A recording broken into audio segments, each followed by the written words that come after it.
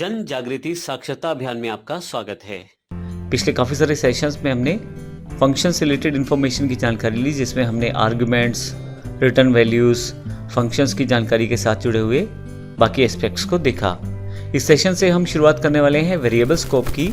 हालांकि इसमें हम वेरिएबल और फंक्शन दोनों की जानकारी लेने वाले हैं कि दोनों को जब हम प्रयोग करते हैं आपस में तो किस तरह का स्कोप अवेलेबल रहता है वेरिएबल के लिए।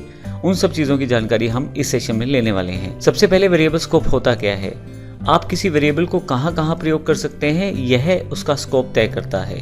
जैसे कि आप अगर किसी वेरिएबल को किसी फंक्शन के बीच में डिक्लेयर करवाएं तो वो केवल उसी फंक्शन के अंतर्गत ही चल पाएगा। अगर आप उस फंक्शन से बाहर उसे चलाने की कोशिश करेंगे तो आपका वेरिएबल एक्सेसिबल नहीं होगा। तो यही प्रोसेस वेरिएबल स्कोप कहलाता है। वेरिएबल स्कोप की वजह से आपका वेरिएबल जो है फंक्शन से बाहर आते ही अपनी एग्जिस्टेंस खो देता है। तो ऐसे केस में आपके पास जो वैल्यूज़ रहती हैं वो किस प्रकार से प्रयोग की जा सकती हैं, ये बड़ा इंपॉर्टेंट पार्ट रहता है यहाँ पे।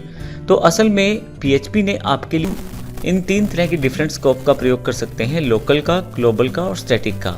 जैसे जैसे हमारी प्रोग्रामिंग का लेवल बढ़ता चला जाता है वैसे वैसे वेरिएबल स्कोप और इम्पोर्टेंट होता चला जाता है, क्योंकि हमारे पास प्रोग्राम बड़ा होने की वजह से काफ़ी सारे वेरिएबल्स को लोकल स्कोप तक लिमिटेड करना होता है।